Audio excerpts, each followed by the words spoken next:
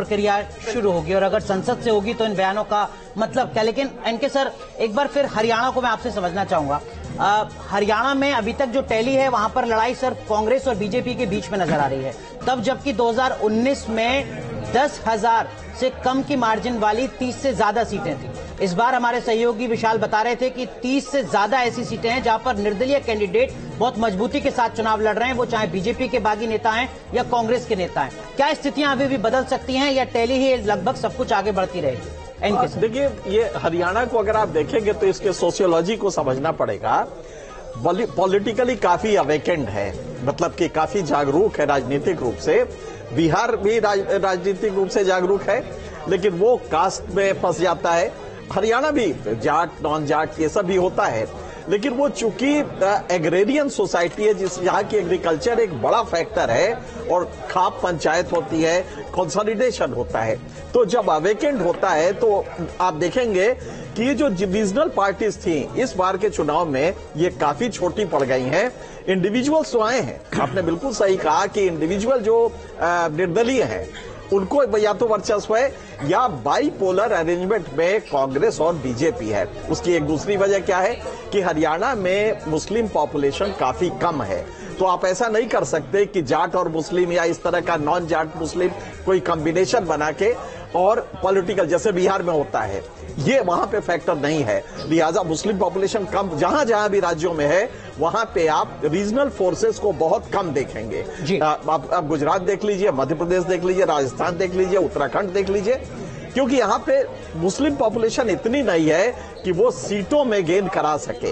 UP में ये हो सकता है, बिहार में हो सकता है, बीजेपी पॉपुलेशन वहां पे 18% से ज्यादा है।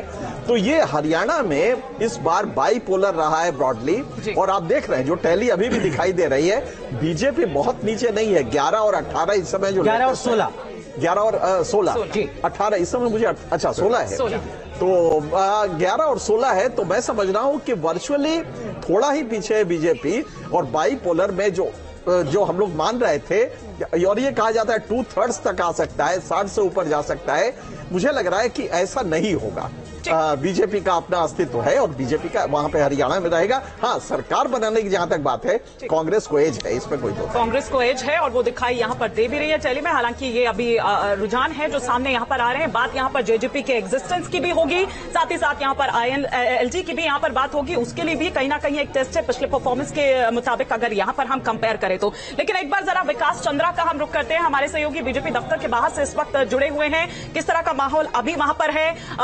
क्या जिस तरह की तस्वीरें हमने थोड़ी देर पहले कांग्रेस हेडक्वार्टर से देखी, क्या यहां से भी देखने को मिल रही है? सीधे रुक करते हैं विकास चंद्रा का। विकास, क्या माहौल इस वक्त?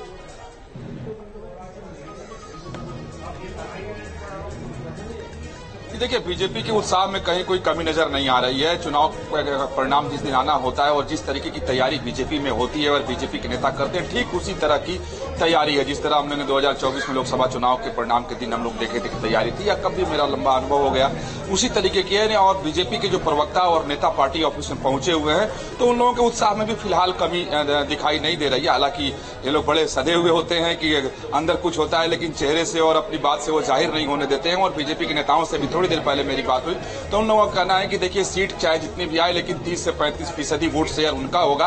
और ऐसा नहीं है कि बिल्कुल कांग्रेस क्लीन स्वीप कर जाएगी हरियाणा में और हम बिल्कुल नीचे गिराएंगे। और उन्होंने 2014 का आंकड़ा बताया कि 10 साल के शासनकाल के बाद जब भूपेंद्र सिंह हुड्डा हटे तो उनका वोट परसेंटेज महज 20% ही रह गया था और 15 सीटों पर आकर वो सिमट गए थे। लेकिन बीजेपी की ऐसी स्थिति होने नहीं जा रही है। लेकिन हाँ, इन बातों से साफ होता है कि वो लोग ये स्वीकार कर रहे हैं कि बीजेपी हरियाणा में जीतने नहीं जा रही है, सरकार बनाने नहीं जा रही है।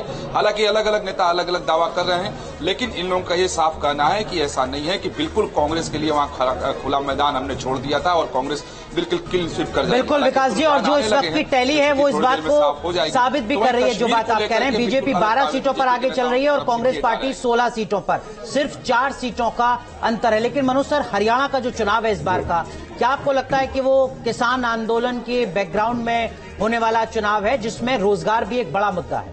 हाँ, देखिए, आपने ये बिल्कुल ठीक बात कही है। रोजगार मेरे को लगता है कि सबसे बड़ा इशू है। आप देखिएगा कि अगर हम अग्निवीर की बात करें, किसान की बात करें, जवान की बात करें, तो रोजगार ही इसके जो पीछे सबसे बड़ा इशू है।